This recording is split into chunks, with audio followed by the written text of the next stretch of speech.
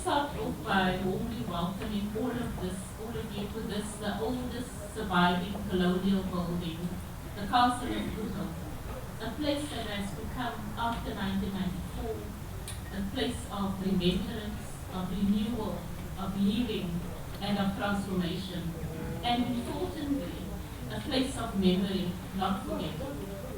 And from where today we have this important historic intervention, the launch of the Camissa Museum and Center for Restorative Memory.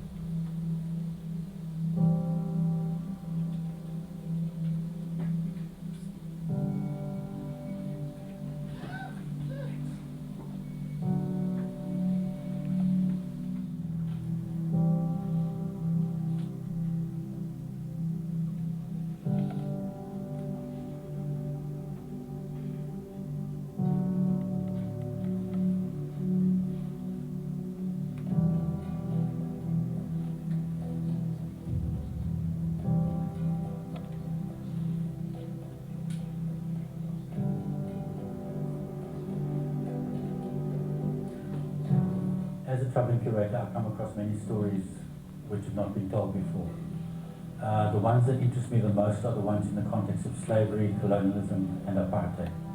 I find these interesting because most of them have been obscured by history, a history not written by ourselves, and so it is time for us to tell the story from our perspective. I then discovered the work that Patrick Miller had been working on, about the 195 streams of genealogies which make up what is now Cape Town, and that really interested me because I am a Capetonian and I'm very well aware of the exotic influences on our history which have been hidden from us. So meeting Patrick Miller and hearing about the research that he had done, the story really resonated with me. And together with him we decided that we should start a project which would become the Camissa Museum. The core of this museum is the two elements after you see menu there. Orientation and the 7 tributaries. And I'll go into that in a moment, but let's go back to the Kaub. Kaub means blood in Khoikhoi. Blood is tricky, defiant. Blood is contradiction. It messes the historical rule with the exception, fouls the air where identity equals one bloodline. Once upon a time at the Cape, somebody distilled your roots down to lead, managed the magma and roughage transported on seas across stone and sand to this thing. Come, good evening. 6 years ago, on the 350th anniversary of the Castle of Good Hope, I opened this very room where tonight's launch of this historical event occurs. It was then called the Adams Das Hall, and we appropriately renamed the venue the Center of Memory, Healing, and Learning. So how appropriate to launch the Camissa Museum in this very same venue. On the 8th of December 2016, we pledged to transform the image of the castle as a place of armed colonial conquest, apartheid oppression, and banishment into a center of memory, healing, and learning. In other words, a space for reflection, reconciliation, and nation building. This was against the background of a Council on Defense decision we had taken in October 2015 to commemorate the 350 years of the Castle of Good Hope in 2016. This marked a turning point in this facility's history. You know, I don't think it's an evening, afternoon into the night you will never forget in your lifetime. When Kevin came to Pretoria to present to the Council on Defense his vision of this castle.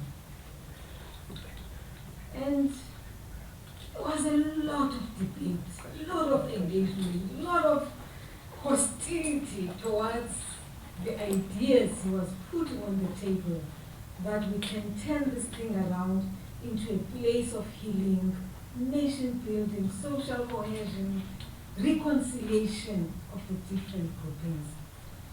And my generals were sitting there and they were saying, no, why should we promote this?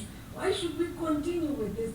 Why should we really encourage and allow this young man to come into and call this place a place of healing? It's not a place of healing. This is where atrocities were committed against our people. And I understood that. But I looked at his face and I just had this hope. I was filled with hope and confidence that he's going to pull it off. And I believe you've really done it, my father. You've done it.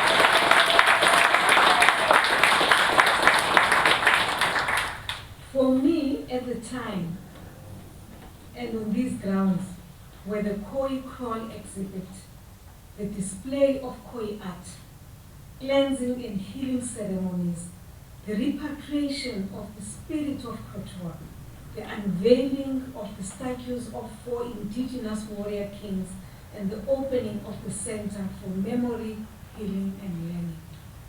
The 4 warrior kings were Sikukuni, Tsetshwayo, Langalibalele, and Nomoa. For me, the biggest highlight was the ceremony to repatriate the spirit of Pretoria, whose life captured the trials and tribulations of the Khoi people, in particular women.